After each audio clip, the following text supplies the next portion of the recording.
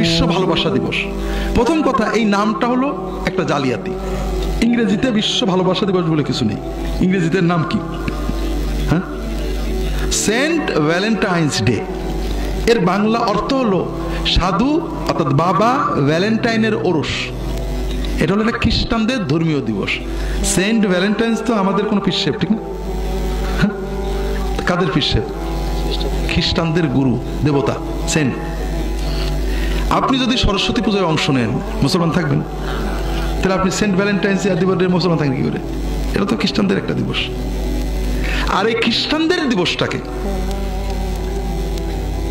আমাদেরকে গেলানোর জন্য এর নামটা পাল্টে বিশ্ব ভালোবাসা দিবস। এটাও মিডিয়া কথা বলছেন। এটা কখনো বিশ্ব ভালোবাসা দিবস না, এটা খ্রিস্টানদের একটা ধর্মীয় দিবস। 3 নম্বর হলো ভালোবাসা ভালো জিনিস।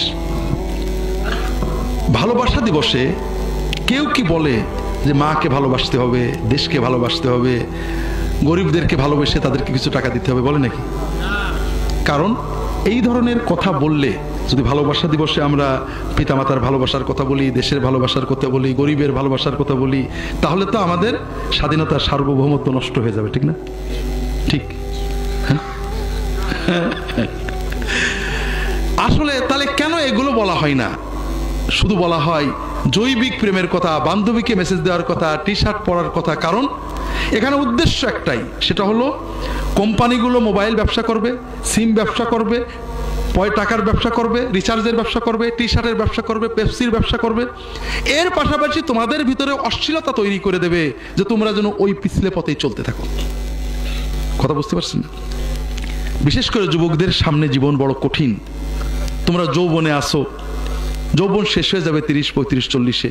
আমাদের সমাজের সরকার, রাজনীতিবিদ, বাণিজ্যিক কোম্পানি, টেলিভিশন, ক্রেতা বিক্রেতা সবাই চায় তোমাদের যৌবনকে পুঁজি করে তারা বড় হয়ে যাবে।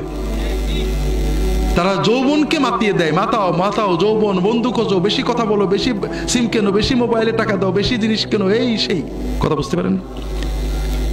কিন্তু জীবন কি যৌবনেই শেষ না তারপরও আছে? তারপরও আছে।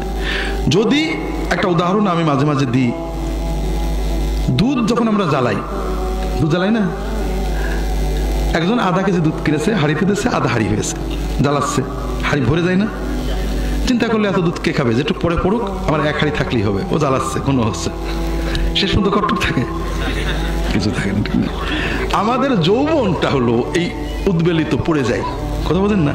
যৌবনে কিন্তু গ্রোথ থাকে, এই জন্য যুবকেরা বুঝতে পারে না কি পড়ে যাচ্ছে। কিন্তু যখন যৌবন পার হয়ে 40, 45, 50-এ যাবে, তখন দেখবো অনেক কিছু হারিয়ে গেছে। এই জন্য পাতিলে আর কিছু নেই। এই জন্য যৌবনে সচেতন হতে হবে।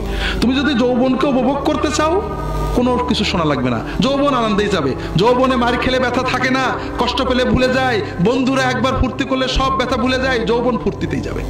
কিন্তু তুমি যদি যৌবনের পরে জীবনকে ভোগ করতে চাও, 40 শুধু নয়, 50, 60, 70, 80 সেই জীবনটা তুমি সুন্দর করে কাটাতে চাও, তাহলে এখনই সচেতন হতে হবে।